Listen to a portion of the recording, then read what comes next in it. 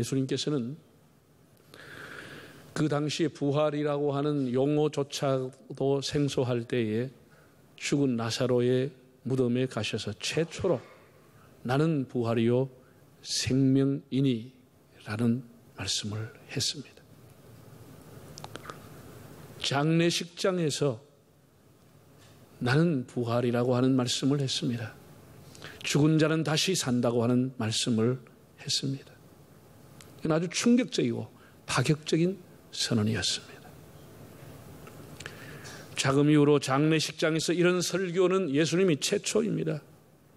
죽어도 다시 산다고 하는 설교.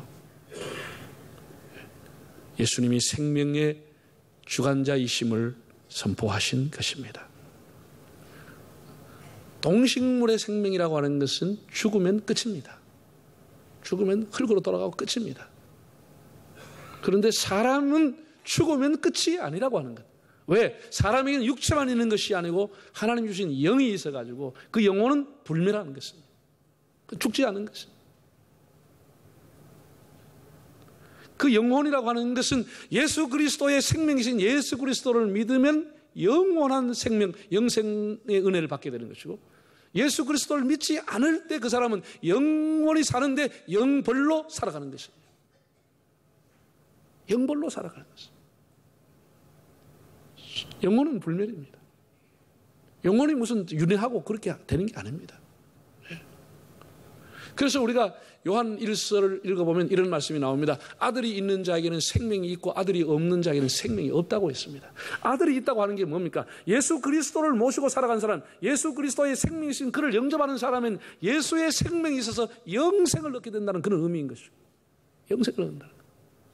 바울이 그런 말씀을 했습니다. 거듭난 남자에게 그런 즉 누구든지 그리스도 안에 있는 자는 새로운 뭐라고요? 피조물이라는 의미가 뭡니까? 영원한 생명이 그에게 들어갔다는 뜻입니다. 이제는 영원한 생명이 그에게 들어갔다. 한마디로 이제는 영원에 잇대어 살아가는 생명이 되었다는 것입니다. 여러분, 우리 이 땅에 살아가면서 우리가 살아가는 것은 이미 예수를 우리가 믿었기 때문에 영원의 한 부분을 살아가고 있는 것이고, 이미 우리는 영생에 잇대어 살아가는 인생이 된 것입니다. 영생의 복을 우리가 누리게 된 것입니다. 예수 그리스도의 부활로 말미암아 영원히 우리가 살아간다는 것.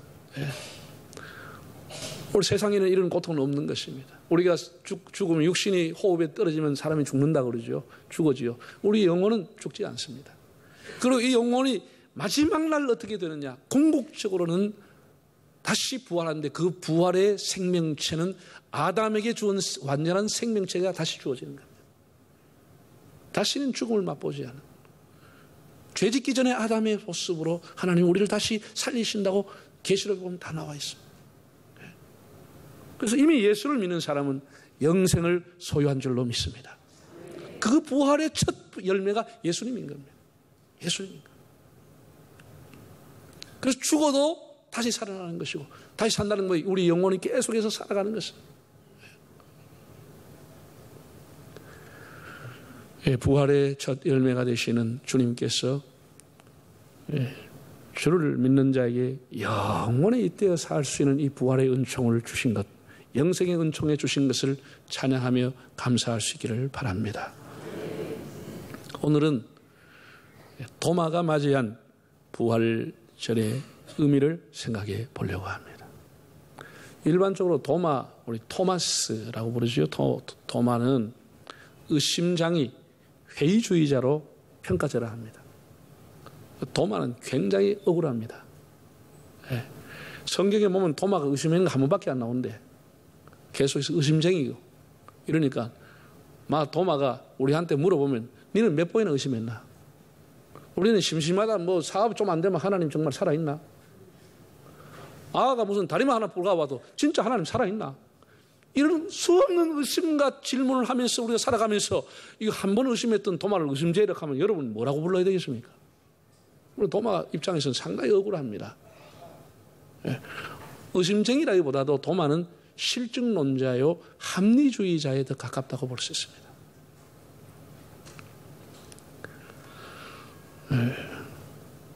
예수님께서 부활하신 후에 정말 겁이 나서 예수님처럼 비참하게 죽을까 싶어서 단단히 문을 잠그고 숨어있던 제자들에게 예수님이 나타난 겁니다.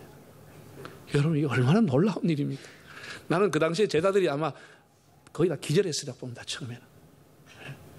이게 뭐 홀령도 아니고 귀신도 아니고 자기들이 홀린 것도 아니고 그렇게 비참하게 피를 흘리며 죽었던 그 예수님이 그것도 단단히 문을 잠가져 있는데 그냥 중간에 나타났으니까 그게 얼마나 기가 막히고 얼마나 깜짝 놀랄 일입니까? 그래서 예수님께서 뭐라고 그랬죠? 짠! 한 게 아니고 샬롬, 놀랄까봐 큰 소리를 한 것도 아닙니다. 샬롬, 평안하냐? 이렇게. 만약 예수님이 평안하냐? 이런 말씀은 더 놀랄 뻔. 아마 굉장히 작은 목소리로 하시리라고 생각이 듭니다. 그 분위기를 생각하시죠? 왜냐하면 죽었던 사람이 산 적도 없거든. 부활의 용어도 생소한 거든. 예수님이 그렇게 말씀했지만 그걸 믿지 않았거든. 그런데 문을 단단히 잠가놓는 그 중간에 왔어요. 샬롬 하니까 얼마나 놀랐겠습니까? 얼마나 놀랐겠어요. 그래서 예수님이 나야, 사람 이름은 요하나 나야, 이러니까 그제서야 정신을 차리고 예수님의 못자국도 만져보고 막 이렇게 예수님 목을 끌어안고 울고 감격했으리라고 생각이 듭니다. 문제는 그날 도마가 그 자리에 없었다고 하는 겁니다. 도마가 없어요. 볼 일이 있어 갔는지 도마가 없었다는 거예요. 네, 그래서 예수님이 가시고 난 뒤에 이제 도마가 왔습니다. 와가지고 제자들이 막 흥분해가 한마디 다 하는 거예요. 예, 우리가 예수님 만났다고. 예수님 정말로 말씀대로 부활했다고. 정말이다. 그러니까 전부 다 한마디씩 흥분해 하는데 도마는 시큰둥한 거예요. 마음이 썰렁한 거예요. 기분이 굉장히 안 좋은 거예요. 그래서 도마가 이렇게 얘기하는데 뭔가 헛개비 받겠지 말도 안 소리 하고 있다. 말도 안. 너 다 홀린 거야. 홀린 거야. 나는 못 믿어. 나는 정말 예수님의 못에 그 손에 못 자국을 보고 허리에 창을 찌르는 것 그 자국을 만져보지 않고는 나는 절대 못 믿어. 너 다 헛개비 본 거야. 못 믿어. 이렇게 얘기했다는 거야. 그럼 왜 이렇게 얘기했을까요? 제가 이것을 가만히 묵상하고 생각해 봤습니다. 이거 제가 스스로 지은 이름인데 이게 도마의 심리라고 하는 겁니다. 사람의 심리가 참 묘합니다. 인정해 주고 싶지만 인정하기 싫은 거예요. 왜? 이 중요한 시간에 왜 내가 없을 때 당신이 왔느냐는 겁니다. 내가 당신에게 3년이나 따라다니고 충성했는데 이 중요한 장소에 이 역사적인 현장에 내가 없을 때 왜 왔느냐는 거예요. 이건 너무 섭섭하다는 거예요. 어떻게 내가 없을 때 올 수 있느냐는 거예요. 응? 이 섭섭함, 소외감, 이것 때문에 도마는 믿고 싶지 않은 거예요. 믿고 싶지 않은 거예요. 예수님에 대한 섭섭함, 믿고 싶지 않은 거예요. 이게 사람의 묘한 심리라고 하는 거예요. 묘한 심리. 예. 도마만 여러분 이런 마음이 있는 거 아세요? 예. 자기가 바보 취급 당했다는 거예요. 어떤 다른 사람은 다 아는데 내가 모멸감을 당했다는 거예요. 그래도 내가 충성했는데 나 이럴 수 있느냐? 왜 자기가 없을 때 예수님이 오셨느냐는 겁니다. 그래서 그는 말했습니다. 나는 절대로 못 믿어. 손에 그 못자국을 보기 전에는 절대로 안 믿을 거야. 네. 그러면 도마가 나중에 예수님이 오시는데 도마를 위해서 오십니다. 오시는데 도마가 예수님 손에 못자국 만져봤습니까? 안 만져봤습니다. 안 만져보고 바로 거꾸러졌습니다. 그 이유는 뭐죠? 자기를 찾아왔다는 겁니다. 정말 잃은 양 한 마리를 찾는 심령으로 자애로운 마음으로 도마를 찾아오시는 겁니다. 다 제자들이 있는데 도마를 찾아오는 겁니다. 다 읽어볼까요? 27, 8절 읽겠습니다. 도마에게 이르시되 네 손가락을 이리 내밀어 내 손을 보고 네 손을 내밀어 내 옆구리에 넣어보고 그리하여 믿음 없는 자가 되지 말고 믿는 자가 되라. 도마가 대답하여 이르되 나의 주님이시여 나의 하나님이시니이다. 도마가 예수님이 찾아왔습니다. 또다시 같은 현장에 주님이 문을 닫고 있는 사이에 오셨습니다. 그날은 도마가 있었습니다. 도마에게 와서 손을 보이면서 내 못자국을 보아라. 내 허리에 창자국을 보아라. 라고 했지만 허리에 창자국을 보지도 않고 손에 못자국도 보지 않고 도마가 그냥 그 자리에서 거꾸러지는 겁니다. 왜? 주님이 나를 기억했다고 하는 것. 주님이 나를 생각해서 찾아왔다고 하는 것. 내가 소외받지 않았다고 하는 것. 내가 무시당하지 않았다고 하는 것이 증명이 되는 순간 그는 그냥 꿇어앉은 것입니다. 못자국 그거 볼 필요가 없는 겁니다. 원어 성경에 보면 감탄사가 나와 있습니다. 오 큐리어스, 오 데오스, 오 주님, 오 하나님. 그리고 도마가 꿇어앉습니다. 이게 사람이라고 하는 거예요. 그는 예수님의 흔적을 보지 않았습니다. 예수님의 흔적을 가지고 그에게 오셨습니다. 그 흔적을 만져보지도 않고 하나님이라고 고백을 하면서 그 앞에 무릎을 꿇었습니다. 흔적에 대해서 이제 두 번째로 생각해 보려고 합니다. 흔적. 사도 바울은 갈라디아서 6장 마지막 절에 이렇게 말했습니다. 더 이상 나를 괴롭히지 말라. 내가 내 몸에 예수의 흔적을 지녔노라고 했습니다. 사람들이 이러쿵저러쿵 바울에 대해서 굉장히 시비를 걸었습니다. 뭐 사돈이 아니니 별소리 했습니다. 바울이 나를 더 이상 괴롭히지 말라고. 나는 내 몸에 예수의 흔적을 가진 사람이다. 예수 때문에 3번 태장에 맞았고 감옥에 가고 돌에 맞아 죽을 뻔한 위기를 당하고 그 엄청난 상처, 그 흔적, 나는 예수의 흔적을 가지고 있는 사람이다. 흔적이라고 하는 단어가 헬라어로 스티그마타, 영어로는 마크라고 나와 있는데 스티그마타. 이 스티그마타는 언제 사용하냐 하면은 그 당시에는 노예를 소유물로 넘길 때니까 노예를 사가지고 오면은 자기의 것으로 표시하기 위해 가지고 붉은 인두를 달아가지고 그 몸을 찢었습니다. 등을 찢든지 손등을 찢어가지고 나의 것이라는 표시를 했습니다. 사인을 했습니다. 사람 몸에다 사인을 한 겁니다. 주인이. 이 나의 것이다. 이 스티그마타라고 합니다. 스티그마타. 네. 지금도 뭐 목장이 넓은데 소나 말을 막 서로 키우는 사람은 서로 엉키기 때문에 자기의 것을 표시하기 위해서 역시 인두에다가 스티그마타를 흔적을 자기 것을 표시를 합니다. 여러분 예술 작품하는 사람이 그림을 그리든지 작곡을 하든지 글씨를 쓰든지 서예하든지 그러면 그 사람이 반드시 마지막에는 자기 사인 낙관을 찍습니다. 내 것이라는 것이죠. 사람의 몸에다가 인두를 가지고 낙인을 했으니 그걸 스티그마타라고 합니다. 바울은 내 몸에 예수의 흔적을 가지고 있다. 예수님도 십자가의 흔적을 가지고 나타났습니다. 예수님의 흔적은 고난의 흔적, 하목 제물이 되신 흔적, 속죄의 흔적을 가지고 오셨습니다. 이어령 교수님이 예수를 믿기 전에 교회 밖에서 본 교회라고 하는 주제의 강연을 했습니다. 제가 인터넷에도 들어봤습니다. 그때만 해도 자기는 교회 안 나갈 때이기 때문에 자기는 종교가 없지만 종교를 선택하게 된다고 하면은 기독교를 선택할 것이다.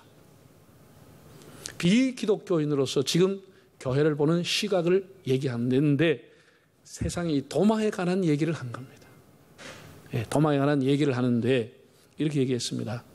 도마가 예수님의 부활의 증거로 요구한 것이 십자가 고난의 흔적이었고 예수님께서는 말이 아니라 고난의 상처를 보여줌으로 도마가 무릎을 꿇었다.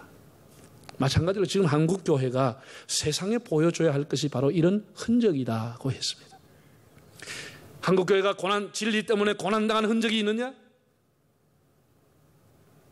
시대의 아픔에 동처한 흔적을 갖고 있느냐? 세상을 살리기 위해 스스로 희생한 흔적을 갖고 있느냐? 이런 질문을 했습니다. 정말 뼈아픈 질문이고 도전이죠. 물론 우리는 3.1 운동 때 나라를 잃었을 때 교회가 중심이 돼서 민족의 고난에 동참하고 고난의 멍에를 교회가 맺습니다. 민족과 함께 눈물을 흘리고 민족과 함께 독립운동을 교회가 중심이 돼서 했습니다. 지금 하고 있느냐는 것이죠. 한 지성인의 이 호소를 외면하지 말고 우리가 지금 이 사회를 향해서 요구하고 있는 흔적, 교회가 그런 흔적을 있는지를 성찰해야 되리라고 봅니다. 집단화된 이기심의 흔적만 아니라 사랑과 헌신의 흔적, 진리를 지키기 위한 흔적이 필요한 것입니다. 우리 개개인에게도 예수를 믿는 증거, 여러분이 예수를 믿는 그 흔적을 가지고 있습니까? 이웃을 사랑하는 흔적, 하나님 앞에 신앙을 지키기 위한 흔적, 경건과 진실을 지켜 살기 위한 흔적을 여러분이 소유하고 있습니까? 아픔이 없는 사랑은 참 사랑이 아닙니다. 희생이 없는 헌신은 참 헌신이 아닙니다. 우리의 신앙이 바울처럼 흔적을 가지고 있는 신앙, 흔적을 가지고 있는 신앙. 세계적인 발레리나인 그 우리나라의 강수진 씨라고 하는 분이 있습니다. 아주 아리따운 여성입니다. 그런데 그분이 TV에서 자기 발을 한번 이렇게 비추었습니다. 아마 본 분들 계실 겁니다. 그 발이 사람 그렇게 곱고 아리따고 그 무용하는 세계적인 무용수 아닙니까? 발레리나. 세상에 그 발이라고 하는 것이 발 마디마디마다 다 뒤틀어져 있고 굳은 살이 굳게 배어 있었습니다. 수십만 번을 발가락 한 개를 가지고 서보는 연습을 계속해서 하면서 그 발이 다 틀어져 버리고 구덕살이 배어 있는 것입니다. 그 흔적은 그의 영광입니다. 그의 영광인 것입니다. 그 흔적이 그를 영광스럽게 만들어준 것입니다. 여러분, 장민환이라고 하는 선수가 베이징 올림픽에서 그 수백 킬로를 들어 올려가지고 금메달을 땄습니다. 장민환의 손, 어떤 광부나 어떤 농부보다도 더 굳은 살이 뼈겨져 있는 그 두텁한 손, 그것은 그의 영광의 면류관입니다. 그 흔적이. 여러분에게 주님을 섬기는 그 흔적을 갖고 있습니까? 여러분이 어떤 영적인 굳은 살을 갖고 있습니까? 성 프란치스코는 하나님 앞에 기도하기를 자신에게도 예수님처럼 십자가의 흔적이 있게 해달라고 기도했습니다. 그가 죽고 난 이후에 제자들이 그의 옷을 벗겼을 때 그의 등에 못자국이 선명하게 있었다고 하는 일입니다. 이런 흔적은 지워지지도 않고 사라지지 않은 상급이요 영원한 영광인 것입니다. 오늘 부활의 아침에 흔적을 가지고 오신 주님 앞에 흔적으로 교회를 섬겼던 사도 바울, 유럽에 세워져 있는 모든 교회들은 바울의 고난의 흔적의 열매인 것입니다. 소아시아 터키에 세워져 있는 그 수많은 교회들도 바울의 고난의 흔적의 열매인 것입니다. 아굴라, 브리스길라, 디모데, 빌레몬, 오네시모, 이 모든 사람들 다 한 사람 한 사람 귀하지만 바울이 정말 아이를 낳는 심령으로 산모의 흔적을 가지고 길렀던 믿음의 사람들입니다. 여러분들의 교회를 섬겼던 그런 흔적이 갖고 있는지요?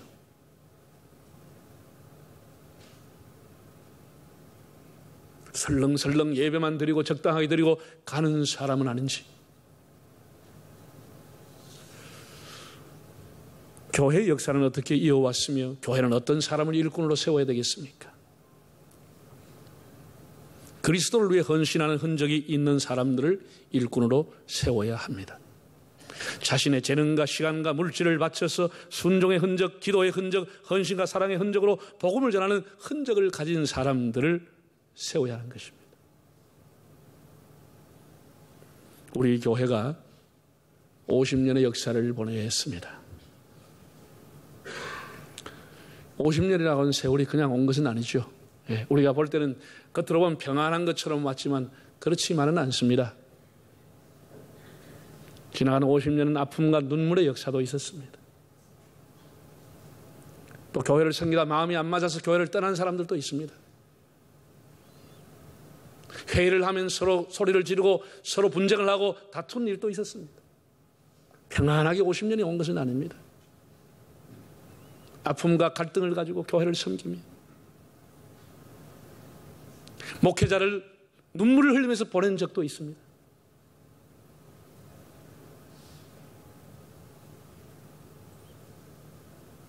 그럼에도 불구하고 교회가 비탈길에 섰을 때 그 교회와 함께 하려고 했던 사람들, 교회가 힘들고 어려웠을 때 그 짐을 나누어 주려고 했던 그들의 흔적으로 인해서 오늘의 교회가 여기에 서 있는 것입니다.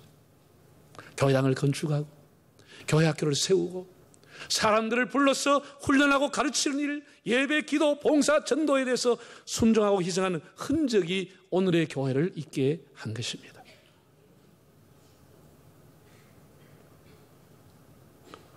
그때마다 자기의 목과 자기의 형편에 매인 몫을 지고 묵묵히 따라온 주님의 제자들로 인해서 교회가 든든히 서 있는 것입니다.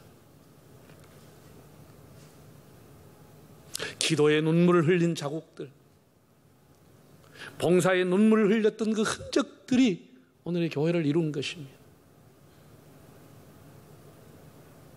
수없이 갈등하면서 교회를 위해 기도하면서 눈물 흘리고 말씀을 전했던 그 종들의 흘린 흔적이 오늘의 교회를 있게 한 것입니다.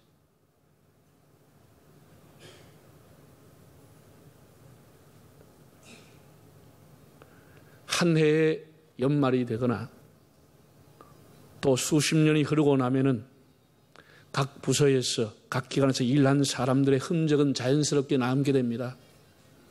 그 사람이 그냥 세월을 보낸 것인지 그 자리에서 여러분 앞으로 10년, 20년 지나고 멀리 가서 50년 지나고 난 뒤에 그 사람이 무슨 흔적을 남기고 갔는지를 후세 사람들은 보게 될 것입니다. 우리가 하나님 앞에 헌신할 수 있는 기간은 짧습니다. 짧습니다. 하나님이 주신 시대에 그 사람들과 함께 하나님 앞에 헌신하고 충성하면서 교회를 세워나가는 것입니다. 다시 그런 기회는 오지 않습니다. 네.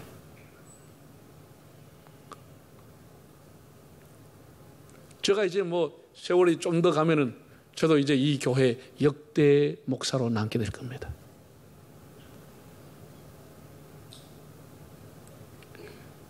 제가 목회하는 동안에 여러분들이 함께 기도하고 동력을 해서 주님의 교회를 세울 수 있기를 바랍니다. 저희 시대도 때가 가면 지나가는 것입니다. 목회자에게 눈물의 흔적을 주고 아픔의 흔적을 주지 말고 부장이다, 회장이다, 장로님이다, 곳곳에 기관을 섬기는 분들에게 즐거운 흔적을 남기고 보람을 주고 일할 수 있도록 도와드리고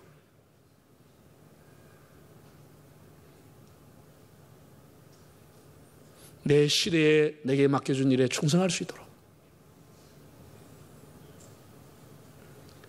모세가 처음에 하나님 앞에 부름받았을 때 주님 저는 아닙니다. 저는 뭐합니다. 보낼 만한 사람 보내십시오. 나는 회장 뭐합니다. 나는 뭐합니다. 그렇게 어리석게 말하지 말고 하나님의 부르심에 주신 기회에 여러분들이 순종을 통해서 교회의 흔적을 남기시기를 바랍니다. 흔적은 다른 말로 표현하면 열매라고 얘기할 수 있습니다. 희생과 수고 없이 열매는 없습니다.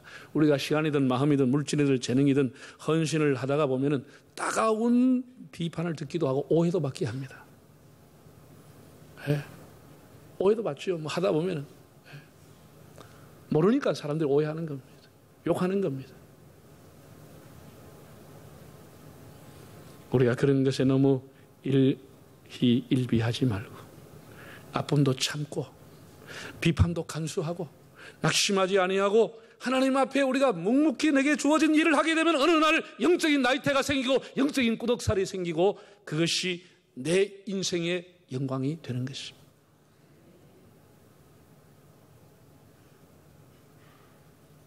내가 할 수 없는 일을 하나님은 원하지 않습니다. 내가 할 수 있는 일을 하나님은 원하시는 겁니다.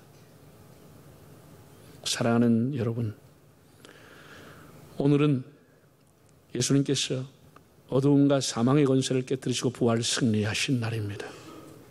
나는 부활이요 생명이니 나를 믿는 자는 영원히 죽지 아니라고 선포하신 이 주님의 말씀, 그 생명이신 예수님에게 우리는 붙어있게 됨으로써 육체의 죽음이 잠깐 오지만 우리는 영원히 주님과 함께 사는 영생의 사람이 되었습니다.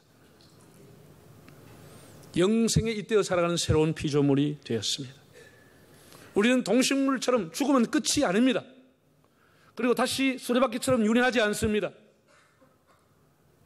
우리의 이 짧은 인생 하나님 앞에 어떻게 살아가느냐에 따라서 그 사람의 영벌레 길로 가느냐 영생의 길로 가느냐가 기준이 되는 것입니다. 합리론자였던 도마는 한때 왜 자기를 인정해 주지 않느냐 섭섭해했고, 그리고 소외감을 느끼고 왜 사람을 무시하느냐는 생각을 품었습니다. 그래서 예수님 부활 자체를 믿으려고 하지 않았습니다. 믿고 싶지 않았습니다. 예수님 자체를 믿고 싶지 않았습니다. 그러나 그는 예수님의 흔적 앞에 무너지고, 전승에 의하면 그는 인도로 건너가서 복음을 전하다가 순교하게 됩니다. 그래서 도마 복음서, 도마 행전이 전해져 내려오고 있고, 지금도 인도의 최남단 항구 도시인 첸나이라고 하는 곳에 가면 도마 기념 성지와 도마 기념 예배당이 있고, 인도 정부가 도마 순교 1900년이 되던 해를 맞이해서 기념 우표를 발행하기도 했습니다. 그는 확신한 후에 목숨을 바쳐서 충성하며 정말 그 몸에 예수님의 흔적을 가지고 주님을 섬기는 사람이 되었습니다. 오늘 우리 한국교회가 이 사회를 향해서 어떤 흔적을 보여줄 것이며, 우리 교회는 어떤 흔적을 우리의 이웃에게 보여줄 것이며, 이 교회를 위해서 나의 흔적은 무엇인가? 어떤 흔적을 여러분 남기고 가기를 원하십니까? 도마의 부활절이 나의 부활절이 되어서 부활의 신앙과 흔적의 신앙으로 주님의 나라를 든든히 세워가는 삶이 되시기를 바랍니다.